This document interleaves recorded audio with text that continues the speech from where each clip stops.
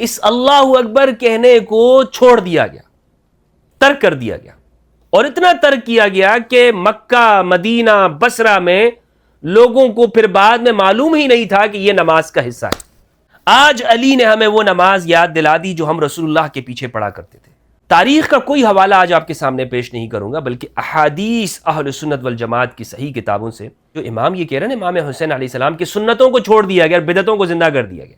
اب آپ دیکھیں، نماز کو اپنے وقت سے مؤخر کرنا بدعت ہی ہے۔ نہیں صرف یہ تو کہا جاتا ہے کہ کوفیوں نے خطوط لکھے اور امام کو بلایا، لیکن تاریخ کے اندر یہ کوئی بیان نہیں کرتا کہ امام نے بھی اس جانب خطوط لکھے ہیں کہ کیوں قیام ہونا چاہیے۔ بسم اللہ والصلاة والسلام علی رسول اللہ وآلہ وآلہ۔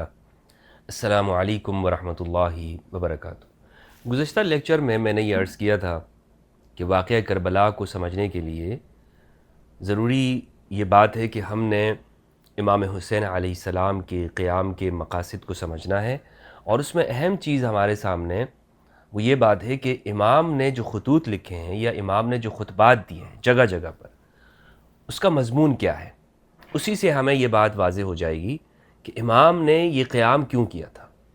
افسوس کی بات یہ ہے کہ واقعہ کربلا کو بیان کرتے ہوئے بہت سارے لوگ، بہت سارے حضرات گفتگو یہ کرتے ہیں کہ خطوط بھیجے گئے اور امام تشریف لایا اور کوفیوں نے ساتھ نہیں دیا، اور یزیدی ایک لشکر تھا، انہوں نے پانی بند کیا اور امام حسین علیہ السلام شہید ہو گئے۔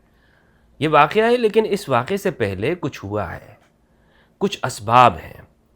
امام یہ فرما رہے ہیں، یعنی امام کو صرف خطوط نہیں لکھے گئے، بلکہ امام نے بھی دیگر اشراف، عمائدین اور کمانڈرز، لیڈرز کو، قبیلوں کے سربراہان کو امام نے خود بھی خطوط لکھے۔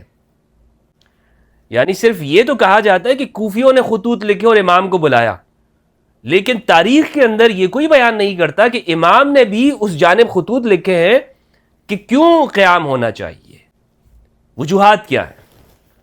صلح امام حسن کے بعد ایسے اسباب پیدا ہوئے، ایسی چیزیں سامنے آئی کہ اس کے بعد کئی مرتبہ خود امام حسین علیہ السلام نے معاویہ بن ابی سفیان کے ساتھ بھی گفتگو کی، حتیٰ کہ خطوط کا بھی ہمیں تذکرہ ملتا ہے۔ شمس الدین ذہبی رحمہ اللہ نے ایک خط کا ذکر کیا ہے، لیکن وہ خط میں ابھی یہاں بیان نہیں کروں گا، پہلے میں بیان کر چکا ہوں۔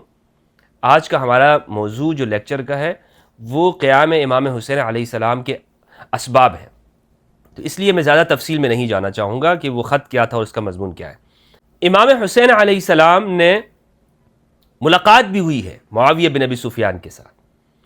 تو جب یہ شمس الدین ذہبی رحمہ اللہ نے ان خطوط کا ذکر کیا ہے، اچھا ملاقات میں باقاعدہ، یعنی جب معاویہ بن ابی سفیان مکہ آتے ہیں، وہاں امام حسین علیہ السلام ان کے سامنے یہ بات رکھتے ہیں کہ یزید کی بیعت کسی صورت بھی ولی عہدی ہمیں گوارا نہیں ہے، اور پھر ان کو آپشن دیے جاتے ہیں کہ آپ وہ پہلا طریقہ آپ اختیار کر سکتے ہیں، آپ شورا والا طریقہ اختیار کر لیں، لیکن یہ نہیں ہے اسلام کے اندر کہ آپ اپنی زندگی کے اندر ہی کہ کسی کو وہ نامزد کرتے ہیں۔ حتیٰ کہ حضرت ابو بکر رضی اللہ عنہ کے جو بیٹے ہیں عبد الرحمن بن ابی بکر، وہ اعتراض کرتے ہیں۔ کس پہ اعتراض کرتے ہیں؟ جب معاویہ بن ابی سفیان نے اپنی زندگی میں ہی اس بات کا اعلان کیا کہ یزید بن معاویہ یعنی میرے بیٹے کے لیے بیعت کی جائے۔ تو الغرض کہنے کا مقصد یہ ہے کہ امام حسین علیہ السلام نے وہ معاویہ بن ابی سفیان کی زندگی میں ہی جب انہوں نے اپنے بیٹے یزید کے لیے اس بیعت کے لیے راہ ہموار کی اور صحابہ کرام سے کہا، جیسے عبداللہ ابن عمر، عبداللہ ابن زبیر، جابر بن عبداللہ اور دیگر صحابہ کرام سے، ابن عباس سے، تو امام حسین سے بھی کہا گیا کہ میرے بیٹے کے لیے بیعت کی جائے۔ تو وہاں پر عبد الرحمن بن ابی بکر نے مخالفت کی، کہا کہ یہ طریقہ اسلام کے اندر نہیں، یہ کسرائیت ہے۔ اور مروان کے سامنے بھی عبد الرحمن بن ابی بکر نے یہ بات کی تھی۔ صحیح بخاری کے اندر یہ واقعہ مذکور ہے کہ عبد الرحمن بن ابی بکر نے جب یہ بات کہی تو مروان وہ عبد الرحمن بن ابی بکر کے پیچھے لگ گیا، تو عبد الرحمن بن ابی بکر نے حضرت عائشہ رضی اللہ عنہا کے حجرے میں جا کر پناہ لی۔ بہرحال دوستو، امام حسین علیہ السلام نے یزید کی جانشینی کو قبول نہیں کیا، کسی بھی صورت میں قبول نہیں کیا ہے۔ امام نے جو خطوط لکھے ہیں، خاص طور پر بصرہ کے عمائدین کی جانب جو آپ نے خط لکھا ہے، جس کا ذکر محمد بن جریر الطبری المتوفی 310 ہجری انہوں نے اپنی تاریخ کے اندر کیا ہے، وہ اس کی جو عبارت ہے آپ کے سامنے پیش کرنا چاہتا ہوں، اور اس طرح ہم امام کے مکتوبات اور خطوط کا جو متن ہے جب اس کو سامنے رکھیں گے تو معلوم ہوگا کہ اس میں وہ کون سی باتیں ہیں کہ جس میں امام یہ کہہ رہے ہیں کہ میں یہ قیام کر رہا ہوں، یہ قیام کر رہا ہوں۔ امام نے اشراف بصرہ میں سے مالک ابن مسمع، احنف ابن قیس، منذر ابن جارود، مسعود ابن عمر، قیس ابن حیثم اور عمرو بن عبید اللہ ابن معمر، ان کے نام ایک خط لکھا تھا۔ اس کی عبارت یہ ہے، آپ فرماتے ہیں اما بعد فإن اللہ اصطفى محمدا على خلقه وأكرمه بنبوته واختاره لرسالته ثم قبضه الله إليه وقد نصح لعباده وبلغ ما أرسل به وكنا أهله وأولياؤه وأوصياؤه وورثته وأحق الناس بمقامه في الناس فاستأثر علينا قومنا بذلك فرضينا وكرهنا الفرقة وأحببنا العافية ونحن نعلم أن أحق بذلك الحق المستحق علينا ممن تولاه وقد أحسنوا وأصلحوا وتحروا الحق فرحمهم الله وغفر لنا ولهم وقد بعثت رسولي إليكم بهذا الكتاب وأنا أدعوكم إلى كتاب الله وسنة نبيه فإن السنة قد أميتت وإن البدعة قد أحيت وإن تسمعوا قولي وتطيعوا أمري أهدكم سبيل الرشاد۔ اللہ اکبر۔ یہ امام حسین علیہ السلام کے خط کا مضمون ہے کہ جو آپ نے اشراف بصرہ کی جانب لکھا۔ اردو ترجمہ پیش کرنا چاہوں گا اور آگے بھی خطبات کی اردو ترجمہ میں آپ کے سامنے رکھوں گا تاکہ گفتگو اور یہ لیکچر ہمارا زیادہ طویل نہ ہو۔ امام فرماتے ہیں السلام علیکم، اما بعد بے شک خدا نے محمد صلی اللہ علیہ وآلہ وسلم کو تمام مخلوقات عالم پر منتخب کر کے فوقیت عطا کی اور نبوت کے ذریعے انہیں عزت عطا کی، اپنی رسالت کے لیے ان کا انتخاب کیا، اس کے بعد ان کی روح قبض کی، اور درا حال ہے کہ انہوں نے بندگان الہی کو نصیحت کی اور جو کچھ احکام الہی آپ نے پہنچانے تھے وہ آپ نے پہنچا دیے۔ ان کے اہل بیت اور اوصیاء ان کے بعد ان کی قائم مقامی کے زیادہ حقدار ہیں، مگر ہماری قوم نے ہم پر دوسروں کو ترجیح دی، ہم نے خاموشی اختیار کی، تفرقے سے اجتناب کیا اور اس کو ناپسند کرتے ہوئے امن و عافیت والی کا رستہ اختیار کیا۔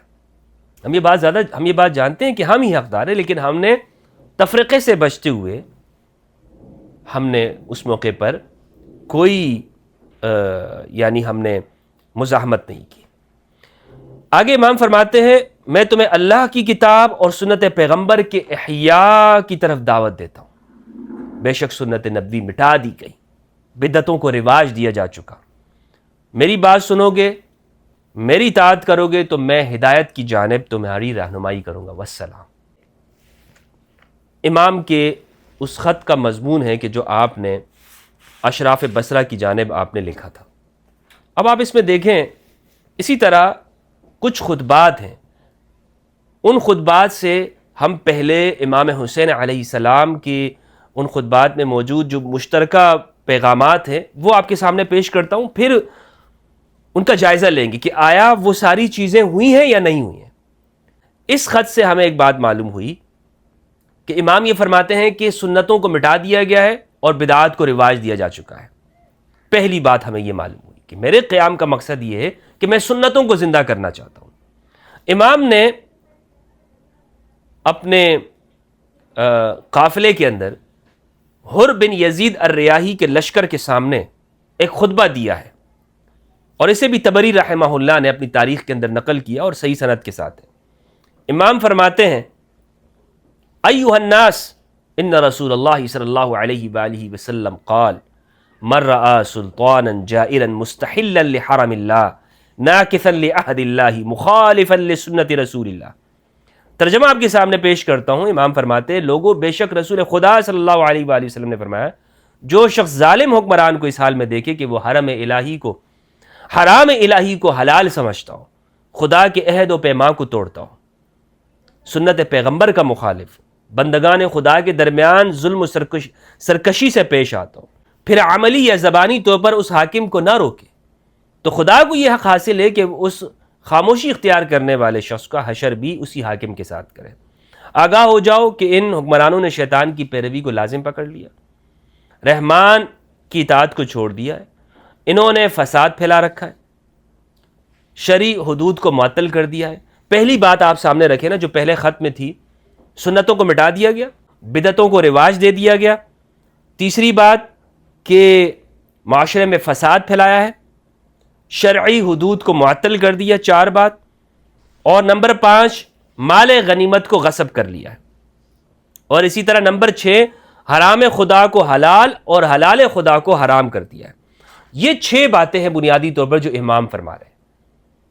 یہ 6 باتیں آپ کے سامنے ہوں تو اب پھر آپ یہ کہہ سکتے ہیں کہ بھائی امام کے جو قیام کے یعنی آپ نے جو منشور جاری کر رہے ہیں وہ ان 6 باتوں کے اوپر ہے۔ اب سوال یہاں یہ پیدا ہوتا ہے کہ امام یہ فرما رہے ہیں، یہ 6 باتیں امام کر رہے ہیں ایک یزید کی حکومت کے بارے میں، اس دور کے بارے میں، تو بتائیے کہ امام کا قیام کس تاریخ کو ہوا ہے؟ امام 28 رجب کو نکلے ہیں مکہ سے مدینہ سے مکہ کی جانب، اور پھر آپ 8 ذی الحج کو آپ نے یعنی یوم ترویہ میں آپ کوفہ کی جانب روانہ ہوئے ہیں۔ تو امام جب 28 رجب کو آپ نکل رہے ہیں تو یزید کو آئے ہوئے کتنے دن ہوئے ہیں؟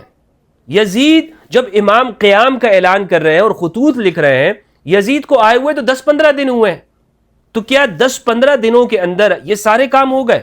یعنی سنتوں کو مٹا دیا گیا، بدعات کو رواج دے دیا گیا، اور اسی طرح مال غنیمت کو غصب کر لیا گیا، حلال خدا کو حرام اور حرام خدا کو حلال قرار دے دیا گیا۔ یہ 6 جو باتیں کر دی گئی، شرعی حدود کو معطل کر دیا گیا، معاشرے میں فساد، یزید کو قاتل قرار دے رہے ہیں، یہ ساری جو چیزیں یہ باتیں ہیں، یہ تو بہت بڑی باتیں ہیں نا۔ کیا یہ صرف اتنے مختصر عرصے میں ہو گئی؟ یزید نے ایسے کون سے پیغامات وہ جاری کر دیے تھے ان دنوں کے اندر؟ یعنی یزید رجب میں آیا ہے، اور رجب میں یزید آیا ہے، اور اسی 28 رجب میں امام قیام کر رہے ہیں، اور یہ اسباب گنوا رہے ہیں۔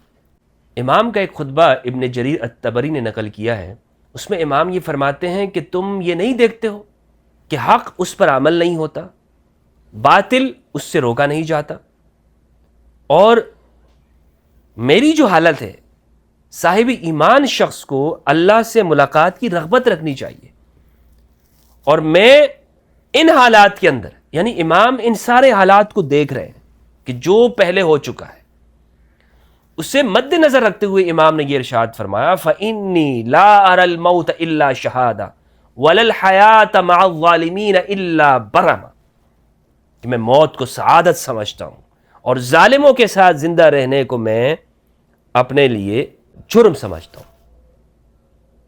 یہ امام جو اتنی بڑی بات ارشاد فرما رہے ہیں تو وہ اس ساری صورتحال کو دیکھے بغیر نہیں کہہ رہے ہیں۔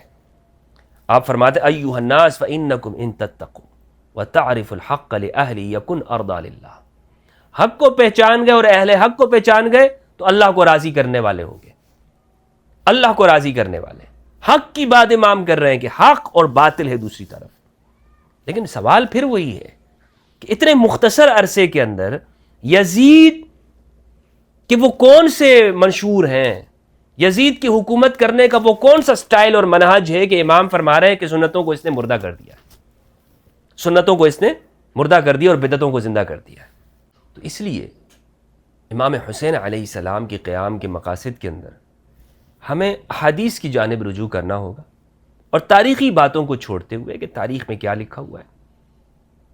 اور جو یہ بات کی جاتی ہے، کیونکہ پھر لوگ کہتے ہیں بھائی یہ تاریخی باتیں اور تم تاریخ سے لے کر آتے ہو، اس لیے میں تاریخ کا کوئی حوالہ آج آپ کے سامنے پیش نہیں کروں گا، بلکہ احادیث اہل سنت والجماعت کی صحیح کتابوں سے آپ کے سامنے رکھنا چاہوں گا، تاکہ ہمیں یہ بات معلوم ہو کہ وہ کون سا دور ہے۔ امام جو یہ فرما رہے ہیں کہ سنتوں کو مٹایا جا رہا ہے، تو کیا وہ سنتیں کون سی تھیں اور کس طرح مٹایا گیا؟ امام نسائی رحمہ اللہ نے اپنی سنن کے اندر ایک عنوان دیا ہے الصلاۃ مع ائمۃ الجور، ظالم حکمرانوں کے پیچھے نماز پڑھنا۔ اس باب میں ابو العالیہ البراء سے وہ صحیح سند کے ساتھ وہ نقل کرتے ہیں، اور اس سند کو شیخ البانی نے بھی صحیح قرار دیا ہے. البانی بھی کہتے ہیں کہ یہ سند صحیح ہے، یہ روایت صحیح ہے. ابو العالی البراء کہتے ہیں کہ ایک مرتبہ زیاد بن ابی نے نماز میں تاخیر کر دی تو میرے پاس صحابی رسول عبداللہ بن صامت رضی اللہ عنہ ہے. میں نے ان کے لیے ایک کرسی لا کر رکھی اور میں نے ان سے کہا کہ آپ تشریف رکھیے. تو میں نے ان کے سامنے زیاد کی نماز کا ذکر کر دیا کہ بھائی وہ نماز میں اتنی تاخیر کرتا ہے، یہ اپنی مرضی سے جو ہے وہ نماز پڑھا رہا ہے. تو عبداللہ بن صامت جو کہ صحابی رسول ہیں، انہوں نے کیا کیا، انہوں نے اپنے دونوں ہونٹوں کو سختی کے ساتھ بند کیا اور میری ران کے اوپر ہاتھ مارتے ہوئے کہا کہ میں نے بھی ابو ذر غفاری رضی اللہ عنہ سے اسی طرح پوچھا جس طرح تم نے پوچھا. تو انہوں نے میری ران پر ہاتھ مارا جس طرح میں نے تمہاری ران پہ ہاتھ مارا ہے، اور پھر کہا کہ میں نے رسول اللہ صلی اللہ علیہ وآلہ وسلم سے اسی طرح پوچھا جس طرح تم نے مجھ سے پوچھا ہے. تو آپ صلی اللہ علیہ وآلہ وسلم نے میری ران کے اوپر ہاتھ مارا جس طرح میں نے تمہاری ران کے اوپر ہاتھ مارا ہے. یہ یعنی حدیث نقل کرنے کا ایک انداز ہے، اسے حدیث مسلسل بھی کہتے ہیں. یعنی اس طریقے کو بھی انہوں نے محفوظ کیا اور باقاعدہ وہ پوری، یعنی جس طرح رسالت مآب نے حدیث بیان کی تھی اسی انداز کے ساتھ آگے بیان کی. کہ رسول اللہ صلی اللہ علیہ وآلہ وسلم نے پھر فرمایا تھا نماز اس کے وقت پر پڑھ لیا کرو، اور اگر تم ان کے ساتھ نماز کا وقت پاؤ تو ان کے ساتھ بھی پڑھ لو، اور یہ نہ کہو کہ میں نے نماز پڑھ لی لہٰذا اب نہیں پڑھوں گا. یعنی حکمران کو یہ دیکھو کہ اگر وہ غلط بھی کر رہا ہے غلط ٹائم کے اوپر تو اس کے ساتھ نماز پڑھ لو، اور اگر لیکن تم خود پہلے جو ہے وہ اپنے وقت پر نماز کو پڑھ لو. اب بعد میں اگر تمہیں شریک ہونے کا موقع مل رہا ہے، اور وہاں پر چونکہ اس زمانے کے اندر جماعت کے ساتھ بڑی پھر اس پہ دیکھا جاتا تھا کہ کون سے شخص پھر مسجد میں آ رہا ہے یا نہیں آ رہا، یہ زیاد بن ابی کے دور حکومت میں، تو وہ اسی لیے دیکھتے تھے کہ لوگ ان کے پیچھے نماز پڑھنا چھوڑ دی تھی، تو وہ پھر لوگوں کو باقاعدہ چیک کیا کرتے تھے. تو یہ حدیث بیان کی کہ ان کے پیچھے بھی نماز پڑھ لو، اور یہ مت کہنا کہ میں نے نماز پڑھی ہوئی ہے. اس سے یہ بات معلوم ہوئی کہ اس وقت میں یعنی جان بچانا تو مقصود ہے نا، جان تو بچائی جائے گی ہر حال کے اندر. اچھا، تو یہ بات معلوم ہوئی کہ نماز ایک سنت جو ہے نماز کو اس کے وقت پہ ادا کرنا، اس کو ترک کر دیا گیا. نہ صرف یہ بلکہ نماز کے اندر جو بآواز بلند تکبیرات ہیں، نماز میں جو تکبیرات شامل ہیں ان تکبیرات کو بھی چھوڑ دیا گیا. اور بہت ساری چیزوں کو یہاں پر میں ترتیب بار آپ کے سامنے لے کے چلوں گا. امام رازی رحمہ اللہ نے تفسیر کبیر کے اندر بسم اللہ الرحمن الرحیم کو بلند آواز سے پڑھنا ہے یا نہیں پڑھنا، بسم اللہ کی تفسیر کے اندر یہ بات لکھی ہے کہ بسم اللہ کو بلند آواز سے پڑھنا چھوڑ دیا گیا ایک دور میں. انہوں نے لکھا ہے کہ بنو امیہ کے دور حکومت میں بسم اللہ کو باواز بلند پڑھنا، کیونکہ علی بلند آواز سے بسم اللہ کو پڑھا کرتے تھے، چھوڑ دیا گیا. امام رازی رحمہ اللہ شافعی عالم ہے، وہ لکھتے ہیں. تو نماز کے اندر دوسری جو بات ہے، جو امام یہ کہہ رہے ہیں، امام حسین علیہ السلام کی سنتوں کو چھوڑ دیا گیا اور بدعتوں کو زندہ کر دیا گیا. اب آپ دیکھیں نماز کو اپنے وقت سے مؤخر کرنا بدعت ہی ہے، اور زیاد بن ابی بنو امیہ کا گورنر ہے، اس نے یہ کام شروع کیا ہے. اور دوسری بات میں آپ کو بتا رہا ہوں کہ نماز کے اندر جو تکبیرات ہیں، جو ہم یہ کہتے ہیں نا اللہ اکبر اللہ اکبر، سجدے سے اٹھتے ہوئے اللہ اکبر کہتے ہیں، قیام کے لیے اللہ اکبر کہتے ہیں، رکوع میں جاتے اللہ اکبر، پھر سمع اللہ لمن حمدہ اللہ اکبر. اس اللہ اکبر کہنے کو چھوڑ دیا گیا، ترک کر دیا گیا، اور اتنا ترک کیا گیا کہ مکہ مدینہ بصرہ میں لوگوں کو پھر بعد میں معلوم ہی نہیں تھا کہ یہ نماز کا حصہ ہے، بھلا دیا گیا. اب میں آپ کے سامنے یہ کوئی تاریخ کی باتیں نہیں پیش کر رہا ہوں، میں آپ کے سامنے صحیح بخاری سے پے در پے روایات ہیں 784 785 786، یہ آپ کے سامنے رکھوں گا میں تاکہ یہ بات معلوم ہو کہ یہ صرف تاریخی باتیں نہیں ہیں، یہ صرف تاریخی باتیں نہیں ہیں. اچھا، صحیح بخاری کے اندر روایت ہے 784 عمران بن حسین رضی اللہ عنہ سے، وہ کہتے ہیں انہوں نے امام علی علیہ السلام کے پیچھے بصرہ میں نماز پڑھی تھی. عمران بن حسین نے، جنگ جمل کے بعد کا یہ واقعہ ہے. تو جب نماز پڑھی تو انہوں نے کہا کہ ذکرنا ھذا الرجل صلاۃ کنا نصلیھا مع رسول اللہ، آج علی نے ہمیں وہ نماز یاد دلا دی جو ہم رسول اللہ کے پیچھے پڑھا کرتے تھے صلی اللہ علیہ وآلہ وسلم. فذکر انہ کان یکبر کلما رفع وکلما وضع. تو عمران بن حسین نے ساتھ میں یہ بات بھی کی کہ رسول اللہ کی جو نماز تھی صلی اللہ علیہ وآلہ وسلم کہ آپ جب بھی سر اٹھاتے اور جب سر جھکاتے تکبیر آپ کہا کرتے تھے. تو یہ بالکل علی نے اسی طرح نماز پڑھی ہے. 786 نمبر کی روایت ہے، یہ بھی اسی طرح ہے. صلیت خلف علی ابن ابی طالب انا وعمران بن حسین فکان اذا سجد کبر واذا رفع رأسہ کبر. کہ جب علی سجدے سے سر اٹھایا کرتے تھے، سجدہ کیا کرتے تھے تو آپ تکبیر کہتے تھے، جب سر کو بلند کیا کرتے تو تکبیر کہتے تھے، اور جب آپ 2 رکعتوں کے بعد اٹھتے تو تکبیر کہتے تھے. جب نماز ختم ہوئی تو عمران بن حسین نے کہا کہ میرا ہاتھ پکڑ کے کہا کہ علی نے آج رسول اللہ کی نماز یاد دلا دی، یا یہ کہا کہ اس شخص نے ہم کو محمد کی نماز کی طرح آج نماز پڑھائی صلی اللہ علیہ وآلہ وسلم. یہ صحیح بخاری کی روایت 784 سے 786 تک. فتح الباری میں اس حدیث کی شرح میں ابن حجر عسقلانی رحمہ اللہ نے کیا لکھا ہے یہ آپ کے سامنے پیش کرنا چاہتا ہوں. ابن حجر عسقلانی رحمہ اللہ لکھتے ہیں 784 نمبر کی حدیث کی شرح میں، اور یہ صفحہ نمبر 399 ہے، جلد نمبر 3 ہے غالباً، جی 3 ہے. کہتے ہیں روت طبرانی عن ابی ہریرہ، طبرانی نے ابو ہریرہ رضی اللہ عنہ سے نقل کیا ان اول من ترک التکبیر معاویہ، پہلا وہ شخص جس نے تکبیر کو ترک کیا معاویہ بن ابی سفیان ہے. یہ کون ہے؟ معاویہ بن ابی سفیان. یہ ابو ہریرہ رضی اللہ عنہ نے نقل کیا ہے. وروا ابو عبید، اور ابو عبید نے نقل کیا ہے ان اول من ترکہ زیاد، کہ پہلے وہ شخص کہ جنہوں نے تکبیرات کو ترک کیا وہ ہے زیاد. وہذا لا ينافي الذي قبله لان زیادا ترکہ بترک معاویہ، اور یہ اس بات کے منافی نہیں ہے کیونکہ زیاد نے اسی لیے ترک کیا کیونکہ اس نے دیکھا کہ جو مجھ سے پہلے والے ہیں یعنی معاویہ بن ابی سفیان صاحب، انہوں نے اس کو ترک کر دیا ہے. وَكَأَنَّ مُعَاوِيَةَ تَرَكَهُ بِتَرْكِ عثمان. تو اس طرح سے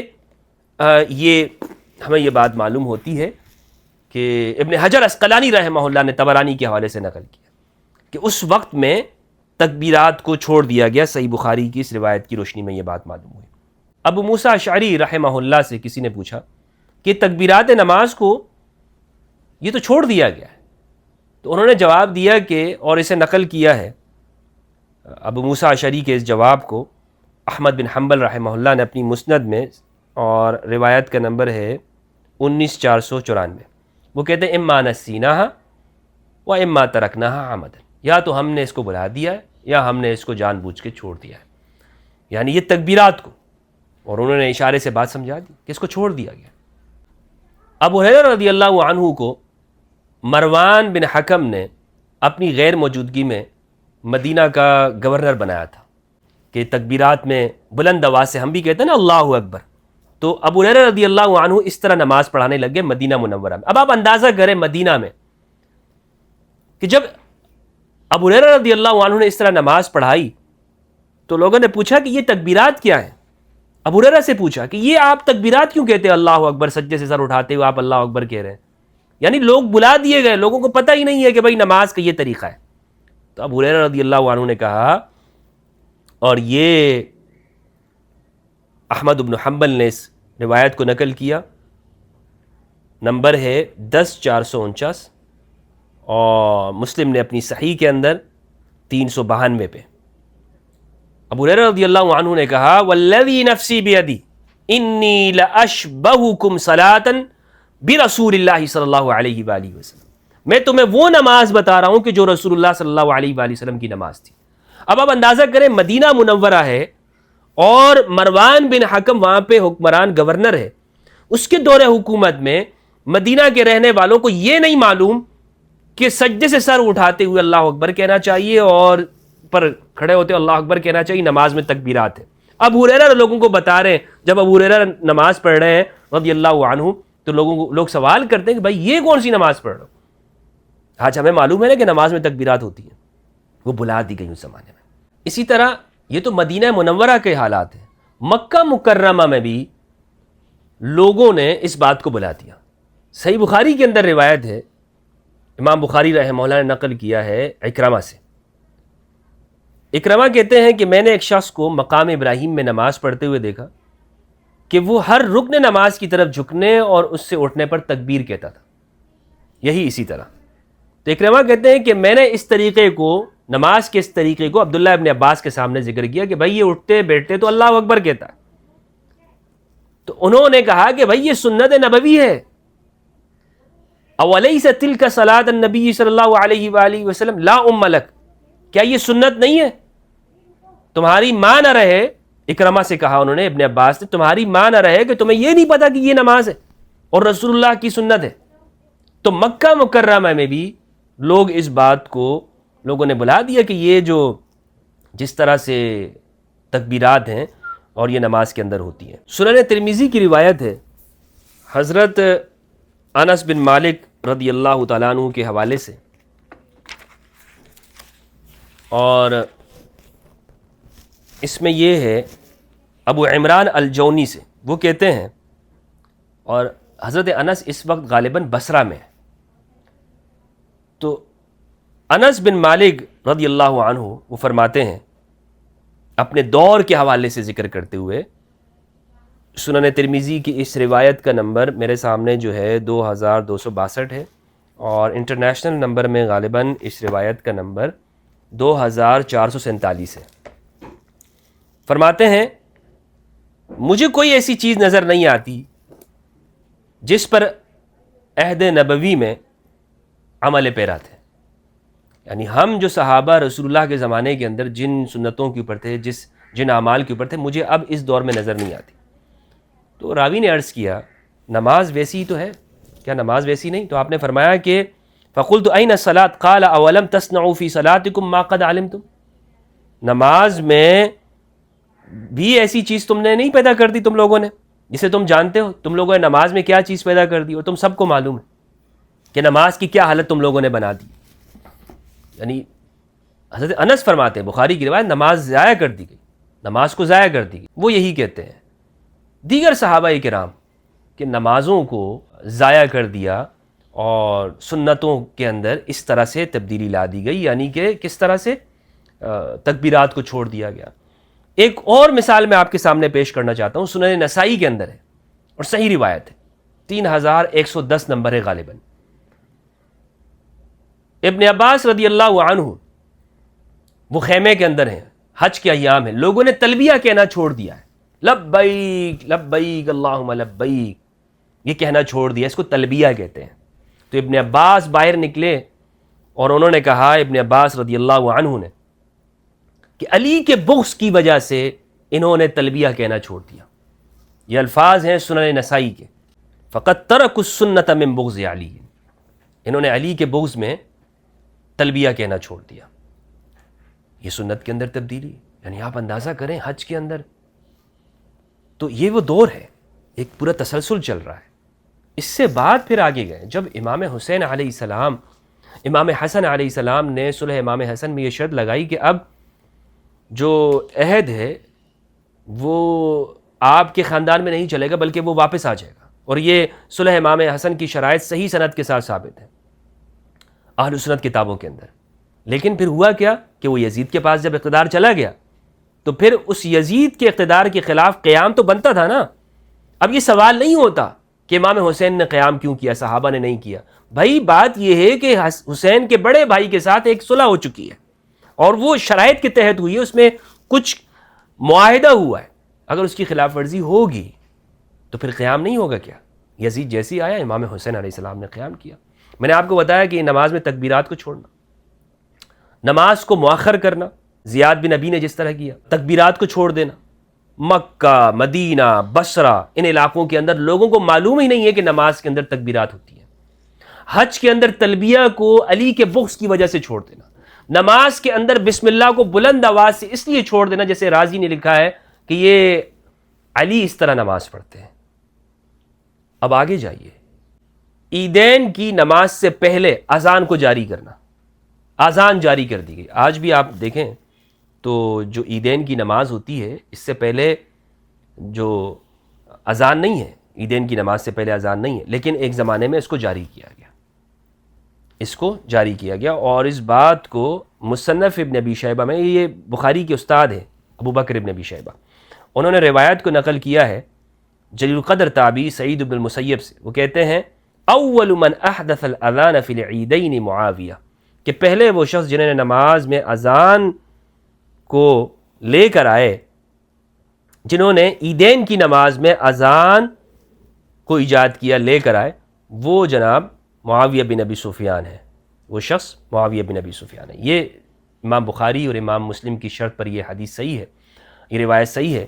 اور اس کے جتنے بھی راوی ہیں، وکیع بن الجراح، ہشام بن ابی عبداللہ، قتادہ بن دعامہ، سعید بن مسیب، یہ اہل سنت کے جلیل القدر محدثین ہیں. ابن بطال صحیح بخاری کے شارح ہیں، انہوں نے لکھا ہے فقہا کی آراء کو بیان کرتے، وفیہ ان سنت صلاۃ العیدین الا یؤذن لها ولا یقام. سنت یہ ہے کہ عیدین کی نماز کے لیے نہ ہی اذان کہی جائے گی، نہ ہی اقامت کہی جائے گی. وہو قول جماعت الفقہاء، یہ ایک فقہا کی جماعت کا قول ہے. وقال الشعبی والحکم وابن سیرین الاذان یوم الاضحی ویوم الفطر بدعۃ. ابن سیرین اور دیگر فقہا نے کہا کہ اذان یوم الاضحیٰ میں اور یوم الفطر میں یہ بدعت ہے. یہ کیا ہے؟ یہ بدعت ہے. اسی طرح حنفی فقہا نے یہ بات لکھی ہے، مولا علی قاری رحمہ اللہ نے، انہوں نے مرقات المفاتیح کے اندر یہ بات لکھتے ہیں کہ یہ اذان جو ہے انہ لا اذان ولا اقامت لصلاۃ العید ولا لشیء من النوافل وفی الازہار بل یکرم. وہ کہتے ہیں عیدین کی نماز کے لیے یا نوافل کی نماز کے لیے کوئی اذان نہیں ہے، اور اظہار میں یہ ہے کہ بلکہ مکروہ ہے. ولا عبرۃ باحداث من فعل ذلك من الولاۃ. اور یہ جو بعض حکمرانوں نے اس طریقے کو ایجاد کیا تو اس کا اعتبار نہیں ہے. اسی طرح ابن عبد البر المالکی رحمہ اللہ، انہوں نے بھی اسے ذکر کیا. اسی طرح جناب صحیح بخاری کے اندر ہمیں ایک روایت ملتی ہے، اور وہ یہ ہے کہ اس روایت کا نمبر میں آپ کے سامنے پیش کرنا چاہوں گا. صحیح بخاری کی اس روایت کا نمبر ہے 956. اس سے یہ معلوم ہوتا ہے کہ پہلے نماز عید ہوتی تھی، اس کے بعد خطبہ. لیکن مروان نے کیا کیا؟ مروان نے یہ کیا کہ پہلے خطبہ شروع کیا اور اس کے بعد عید. تو ابو سعید خدری رضی اللہ عنہ نے اس موقع پہ اعتراض کیا، اور اس پہ جو شارح ہیں ابو داؤد راز، وہ کہتے ہیں امام بخاری کا مقصد یہ بتلانا ہے کہ نبی کریم صلی اللہ علیہ وآلہ وسلم کے عہد میں عیدگاہ میں ممبر نہیں رکھا جاتا تھا. مروان جب مدینہ کا حاکم ہوا تو اس نے عیدگاہ میں خطبہ کے لیے ممبر بھجوایا، اور عیدین میں خطبہ نماز کے بعد دینا چاہیے تھا. عیدین میں خطبہ نماز کے بعد دینا چاہیے تھا، لیکن مروان نے سنت کے خلاف پہلے ہی خطبہ شروع کر دیا. صد افسوس کہ اسلام کی فطری سادگی جلد ہی بدل دی گئی، پھر ان میں دن بدن اضافے ہوتے رہے. تو یہ صحیح بخاری کی روایت سے یہ بات معلوم ہوئی کہ مروان نے اس بدعت کو آغاز کیا. مروان نے یعنی عیدین کی نماز سے پہلے خطبہ دینا شروع کیا. اور یہ کیوں اس طرح کرتے تھے؟ کیونکہ یہ خطبوں میں آ کر لعن علی کرتے تھے، یہ خطبوں میں. اور کیونکہ ان کے خطبے لوگ سنتے نہیں تھے تو یہ بعد میں لوگ نماز پڑھ کے لوگ چلے جایا کرتے تھے. انہوں نے یہ کیا کہ پہلے اس کو کر دیا تاکہ لوگ یہ لعن علی کو یہ سنتے رہیں. جی، یہ باقاعدہ اس طرح منظم کوشش کی گئی. تو اس میں پھر امام حسین علیہ السلام اسی لیے فرما رہے ہیں خطبوں میں کہ سنتوں کو بلا دیا گیا. جب امام یہ کہتے ہیں نا سنتوں کو بلا دیا گیا، تو اس کا مقصد کیا ہے وہ کہنے کا؟ جب امام یہ فرماتے ہیں کہ بدعتوں کو رواج دے دیا گیا تو کہنے کا مقصد کیا ہے؟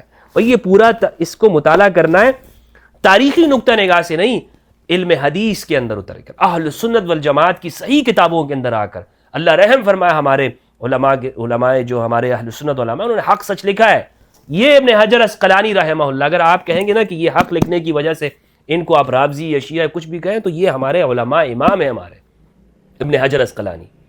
آپ سنیت کے دفاع کے نام پر ہم یہ کہیں کہ ہم یہ حق سچ کہنا چھوڑ دیں، ہم یہ بتانا چھوڑ دیں کہ کس نے سب سے پہلے تکبیرات کو چھوڑ دیا؟ ابن حجر نے لکھا ہے، یا رازی نے جس طرح لکھا ہے لوگوں نے بسم اللہ بلند آواز سے کہنا چھوڑ دی کیونکہ علی پڑھتے ہیں. تو یہ ساری باتیں ہیں کہ جو قیام امام حسین علیہ السلام کے مقاصد میں اور اسباب میں ہمارے سامنے آتی ہے. اللہ سبحانہ وتعالیٰ سے دعا ہے کہ پروردگار ہم سب کو قرآن مجید میں تدبر کرنے اور اہل البیت کی معرفت عطا فرمائے. السلام علیکم ورحمۃ اللہ وبرکاتہ.